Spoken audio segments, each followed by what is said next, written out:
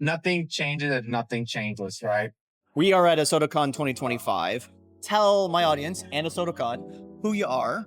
And I want to get into this really cool thing because you guys ask me questions about shop ownership, independence, franchise, and stuff like that, and what the difference is from time to time. We get into it on the podcast a little bit. I'd like to get into it a little bit more. This gentleman has a very unique story that we're going to get into here in a second. So tell them who you are.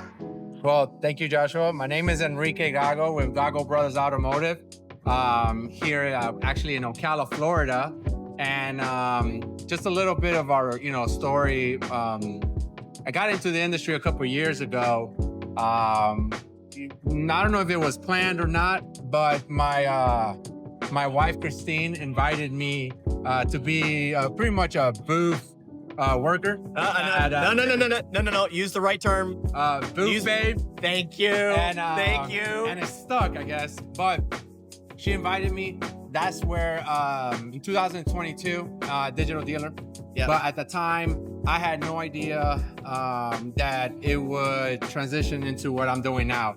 So behind the scenes, my brother was working on a deal to acquire an auto repair shop in Ocala, Florida. And at the same time, did not know that was happening. And so when I got back from the show, he actually asked me if I wanted to do operations and help with the shop. And I accepted, and I said, yeah. Little did I know that 2 years later, we'll be standing here. We acquired the shop, we acquired the dealer lot. Definitely a lot of work. And so, yeah.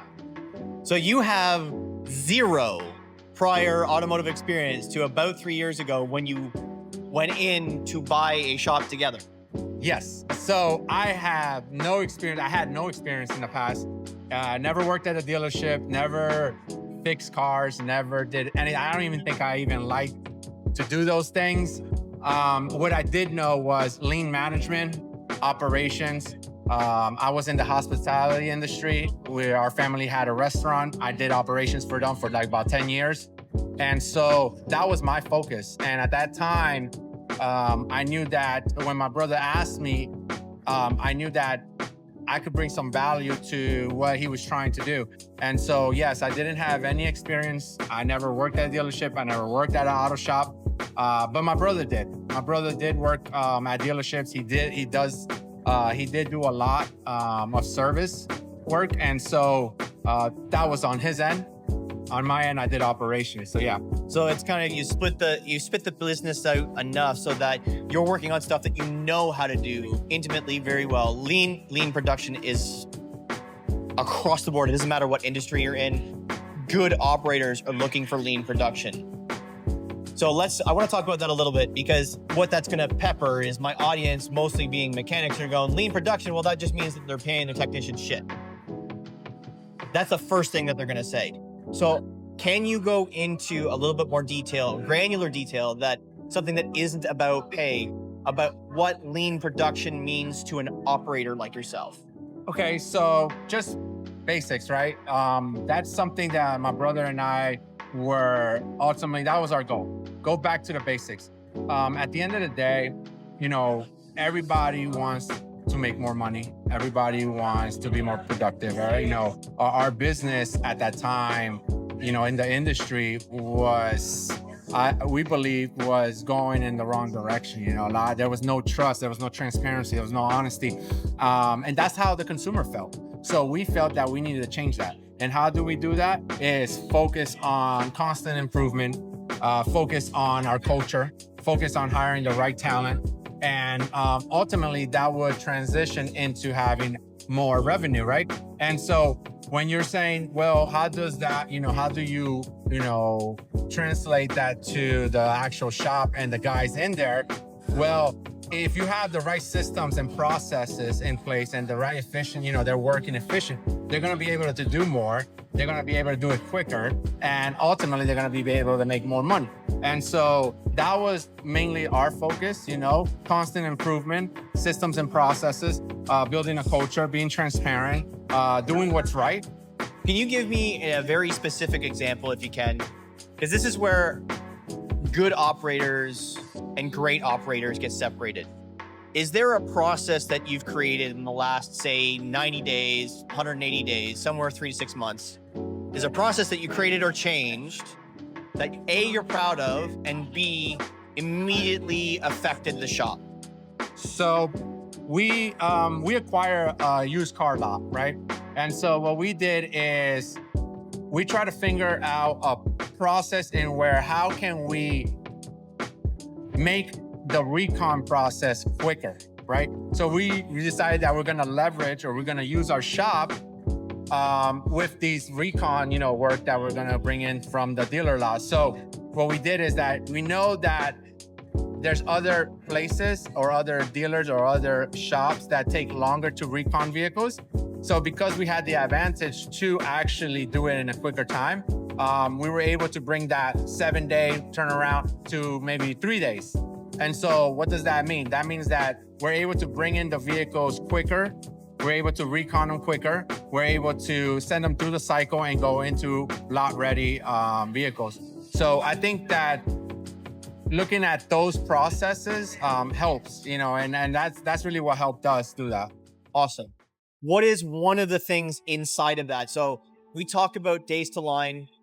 If you don't know what days to line is or days to turn, or there's a couple of different ways that it can be phrased, but as a service manager and more importantly, as a used car manager, that's the time that it takes from the time the used car manager buys the car at the auction to the time specifically that car is capable of being sold on the line, as it were. So it's bought at an auction or even bought in the service drive or something like that. It becomes the ownership property of the used car dealer or the dealership.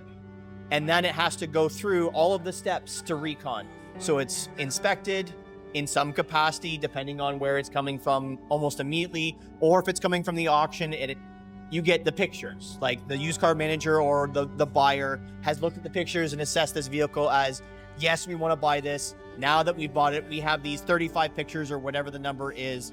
We believe that it's a good value vehicle. We want to service it. We want to fix it. We want to put it on the line to sell it. So now it's traveled.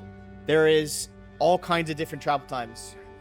You could have the travel time would be non-existent if it was bought in the service drive, or it could be as many as 7 to 10 days if it was bought in an auction and it needs to be shipped to wherever you happen to be. It could be another town, another city, municipality, another state even, right? So that is all affecting that days to turn. Then you get into the recon process. And this is where I want to get a little bit more specific with you. When we talk about getting super small steps, I say on a regular basis, 4 steps, 5 seconds for a technician. That applies to your recon techs as well. What is something like that where you are either measuring, managing, or a tool or a process where you've gone from, say, talking about 7 days down to 3, like you mentioned? What is something that you've implemented in, say, the last 3 to 6 months, like monitoring how many steps your technicians are taking to help them be more successful and accomplish your goal of shortening your days to turn? Right. So one thing that we definitely did was look at our layout at the shop and see what's actually the best location for different types of equipment in regards to inventory, in regards to where our tires are being stacked, in regards to filters, in regards to monitors like the computers. So when we acquired this mom and pop shop a couple years ago, they were in business for 30 years. They had their set ways. So we had to, figure out the layout and see if this actually is sufficient, right?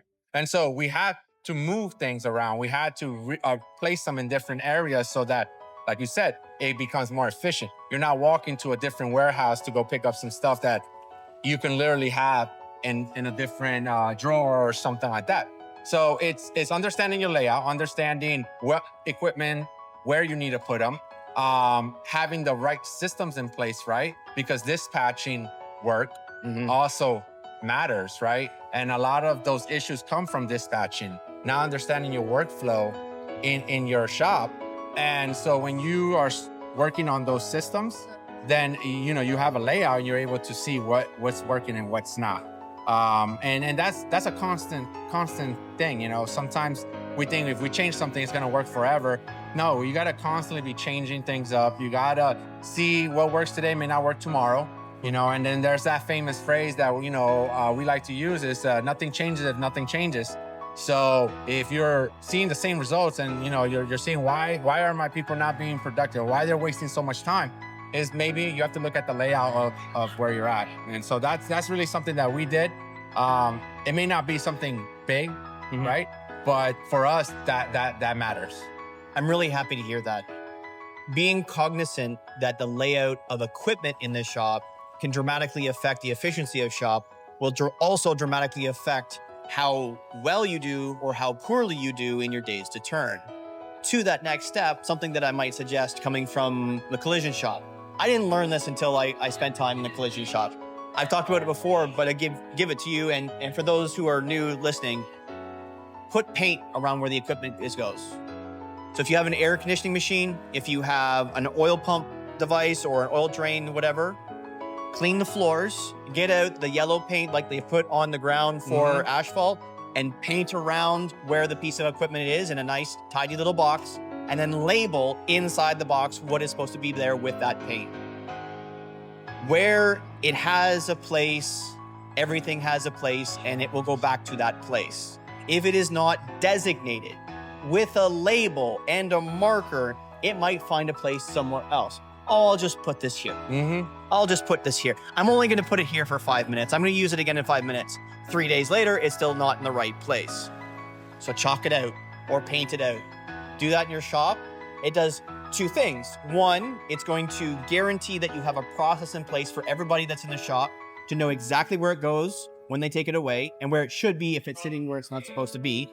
And secondly, you've now started to create a written process for that thing.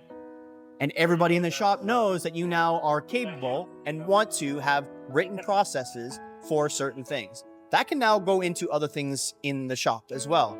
So if you have technicians who are perhaps floundering on a process, like, hey, we have this literally written on the floor for you guys for equipment. What part of your day right now feels inefficient that we don't have written so we can make it written for you so you can be more successful? Those little tidbits to make someone feel like they can trust you with processes and follow the processes that you are now creating with them, efficiency goes through the roof. Yeah. Try that. Try that. And so I just want to say thank you for that, because yes, we've only been in, at least me, myself, I've been doing this for a couple of years now. My brother's been in the industry for a minute, but, that's why I come to these shows, right? These conferences, is because I get to learn from individuals, teams, and people like yourself, that at the end of the day, I could take back home and, tweak it, put it to however it's going to work for us and implement it. It's all nice and beautiful to come to shows, learn about, the new products and everything like that. But sometimes we forget about the basics, man. And something like that, it's like people, I don't understand, like, it's just so basic, but it just, like you said, it can be very, very enlightening. Yeah, and impactful, right? And so, sometimes we need to focus on those things. And I think that we're doing a good job now. I think we're doing a good job. I'm still learning about the industry. I'm still learning about my actual job, right? What I need to do. I'm always constantly trying to learn new things, working with new products, working with, website providers, working with Google, and implementing different ways to generate more leads. And so I kind of try to, take it all in and then kind of weed out what doesn't work for us and then, implement what will. Awesome. Yeah, man. Awesome. Hey, man, so a question I have for you that I yeah. ask everybody is, what's your one piece of advice to help a technician be happier, healthier, or more productive tomorrow? So me, I like to go into the shop, and I like to say hi to everyone. But the one thing I always say, and I already said it today, and I think that is to me, it's very meaningful, is nothing changes if nothing changes, right? In order for us to have a fulfilled or happy life, as you could say, is we gotta do three things that I focus on, and hopefully it can help others out there, is have a greater purpose than yourself, right? 2, it would be, self-discipline, doing things that at the end of the day, you should do, but you don't want to. And then gratitude.